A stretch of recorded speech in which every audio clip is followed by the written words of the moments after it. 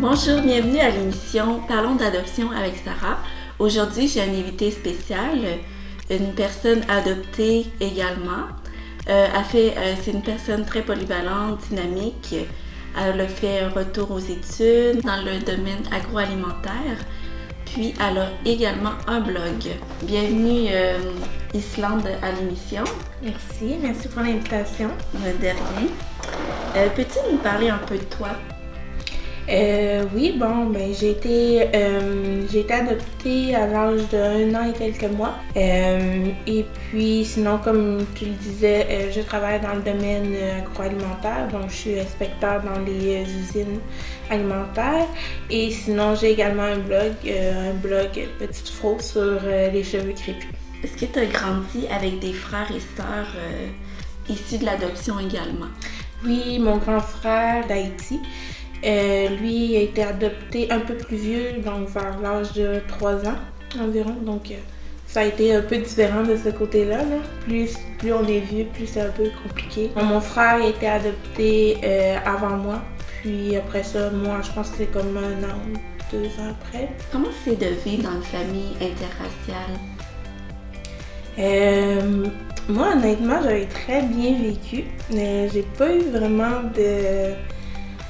de problèmes de ce côté-là. Bon, c'est plus en fait, plus la réaction des gens autour. Disons, quand on allait magasiner ou des trucs comme ça, bon, je voyais les gens qui nous regardaient un peu plus. J'ai pas eu de crise identitaire par rapport à ça. Donc, dans la famille, ça allait bien. Là. C'était pas tabou, puis c'était juste normal pour moi. Là. Mes parents étaient blancs, tout simplement. Là. Parfait. Comme tu disais, dans les années 90-2000, il y avait moins d'immigrants dans la ville de Québec. Mm-hmm. Est-ce que tu sentais une différence, que tu te sentais différente par rapport aux autres? Ou... Bon, c'est sûr que quand tu es au primaire et il y a 2 personnes noires dans l'école, c'est ça la différence. Et la deuxième personne, c'est ton frère. Donc, tu vois qu'il n'y a pas beaucoup de diversité. Mais je me suis pas fait vraiment écœurer ou niaiser par rapport à ma couleur. Je te dirais que ça s'est quand même bien passé. Et aussi que mon frère, il était très populaire, donc tout le monde me connaissait. Donc moi, j'étais la petite sœur de Livens. Donc les personnes vraiment venaient m'écœurer ou venaient m'énerver par rapport à ça. Okay. Donc ça s'est quand même bien passé. Là. C'est plus, je te dirais, plus au secondaire. Bon, il y avait un peu plus de gens de ma couleur, mais encore là, au secondaire, bon... Déjà, le secondaire, c'est un peu plus difficile pour tout le monde, là, donc... Vous étiez les 2 seuls, c'est quand même... Primaire, oui. Et non, il y a eu une année, je sais pas, c'est vers... Un peu avec mon frère, je sais pas, c'est avant sa 6e année, il y a eu une année où il y a eu une famille, là. On était 4 dans l'école. Oh. Donc, et étrangement, on n'est pas devenus amis, mais on était 4. Dans ton parcours scolaire, t'as pas vraiment vécu de discrimination? Y avait-il des fois des commentaires qui étaient déplacés parce que vous répondiez pas à la famille standard québécoise? Ou... Non, j'ai pas eu vraiment... Non, honnêtement, je te dirais côté études, ça s'est très bien passé. Je te dirais que c'est plus à l'extérieur, mettons. À l'extérieur de l'école? Oui, à l'extérieur de l'école. On a plus vu qu'à l'école. On m'a jamais vraiment posé de questions. C'était comme ça. Mes parents, ils étaient blancs, puis les gens ont juste accepté facilement. Comme tout le monde, dans l'adolescence, c'est l'étape de la quête identitaire. Comment tu as vécu ça, cette période de ta vie, venant d'une famille interraciale? Bon, je te dirais que ma quête identitaire commençait un peu plus par rapport à mes cheveux. Parce qu'évidemment, mes cheveux sont très différents des cheveux caucasiens. Donc déjà là, j'ai commencé les défrisants et tout ça, et je voulais avoir des cheveux lisses et longs. Et bon, ça a commencé un peu comme ça. Je pense aussi, à un moment donné aussi, je voulais avoir des amis noirs aussi, là, pour qu'on puisse parler de choses un peu plus différentes et tout ça. Mais je te dirais que ça a commencé plus par rapport aux cheveux, c'est ça. Puis j'ai commencé à m'intéresser un peu plus à mes cheveux, puis... En fait, elle a commencé à m'intéresser plus à mes origines en même temps. Ok. C'est-tu à cause que tu voyais que tes cheveux étaient différents par rapport à ta mère puis tout ça? Ou C'est par rapport aux autres membres de ta famille? C'était même pas aux autres membres de ma famille, je dirais, c'est plus par rapport à mes amis. Là. C'est juste que je voyais mes amis qui se faisaient, les tresses pendant les récréations, c'était plus facile, défaisaient tout ça que moi, mes cheveux, ils étaient peignés une fois et c'était tout, on démêlait pas ça à l'école. Tu sembles avoir une bonne relation avec ta famille. Considères-tu de provenir d'une famille interraciale, c'est un plus pour toi? Je pense que oui, c'est un plus parce que j'ai quand même la chance de côtoyer deux visions un peu du Québec. Hein. Donc j'ai la vision un peu plus de mes amis, de mes parents qui sont caucasiens et maintenant j'ai la vision vu que mon copain il vient du Cameroun et tout ça, j'ai cette vision-là. Donc je pense que oui, ça m'amène un petit plus. Donc c'est sûr des deux côtés, j'essaie de comprendre aussi c'est quoi les réalités. Comment t'es venue l'idée de créer le blog Petite Fro? Oui, comme je disais, c'est venu de ma crise un peu identitaire. Donc j'ai voulu en fait en savoir un peu plus sur mes cheveux. Donc savoir comment s'en occuper, comment les hydrater et tout ça. Donc j'ai commencé à faire mes recherches et en faisant mes recherches, en fait, je me suis rendu compte qu'il n'y avait pas vraiment de blogueuses afro au Québec. Donc les blogueuses afro que je suivais, c'est plus en Europe, aux États-Unis.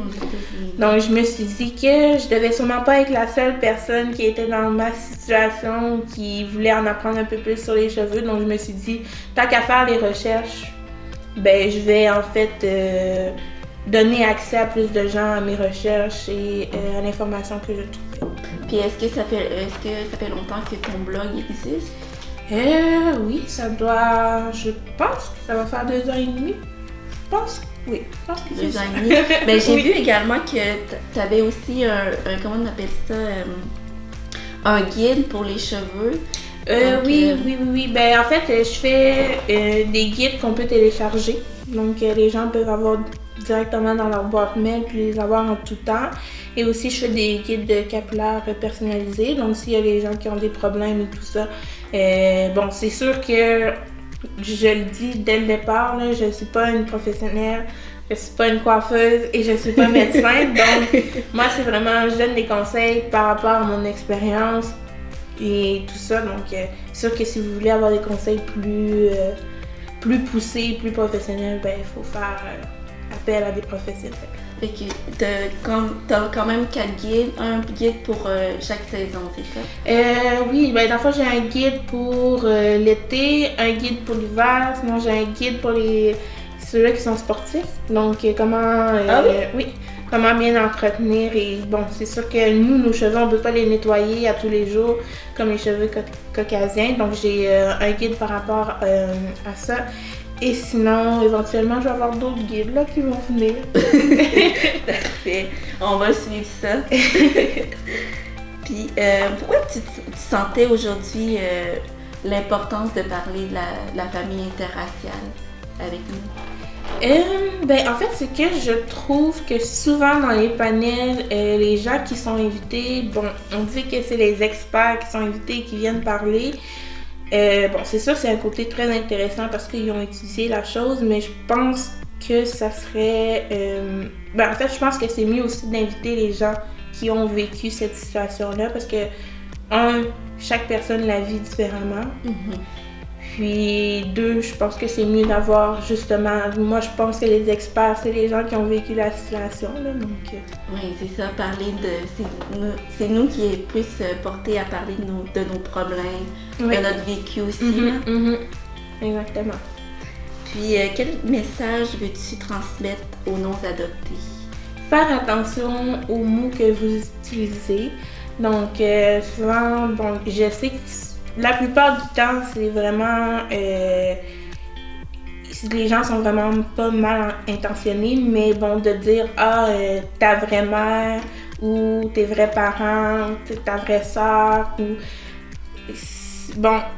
pour moi, mes parents, c'est mes parents que j'ai. Donc, il n'y a pas de vrais et faux parents. Donc, faire attention aux mots que vous utilisez parce qu'en fait, ça peut blesser les gens. Si vous vous intéressez le phénomène de l'adoption et tout ça, essayer d'y aller quand même assez tranquillement par rapport aux gens. Parce que moi, j'ai eu des amis que je voyais qui étaient vraiment, vraiment intéressés, puis c'était pas pour faire mal, mais my God, ils posaient des questions, puis j'étais comme, wow. Tu trouvais qu'il allait trop personnel? Ben, trop personnel, mais trop vite aussi. Comme... Ok, prenez votre temps, là. Je viens de connaître la personne. Oui, c'est ça, exactement. Tout de suite, les questions, tout de suite, en plus, je pense que c'est des questions comme un peu plus personnelles. Faut quand même que tu sois à l'aise avec la personne avant de parler de tout ça. Donc, juste essayer d'y aller, pas nécessairement de rentrer dans la personne directement, là. Donc, essayer juste d'y aller tranquillement, puis tout ça. Mais je te comprends parce que souvent, moi aussi, ça m'arrive tu dis, que je dis que je suis adoptée, puis tout de suite, la personne me pose des questions, puis est-ce que tu connais tes vrais parents? Est-ce que tu considères ta mère comme ta vraie mère? Non, ça peut être vraiment blessant parce que... Puis aussi, à nos parents aussi adoptants, que quand ils se font poser des questions comme ça peut les blesser aussi. Oui, exactement. Merci pour l'entrevue. Ça me fait plaisir. Merci beaucoup pour l'invitation. Honnêtement, je trouve ça très bien que vous faites justement appel aux gens qui sont adoptés pour venir parler dans votre émission. Puis, c'est ça. Merci de m'avoir donné la chance de venir m'exprimer sur le sujet et de donner mon opinion sur quelques questions. Puis sinon, comme j'ai dit, j'ai le blog Petite Fro, donc vous pouvez aller le consulter. Je suis également sur Instagram, Petite Fro.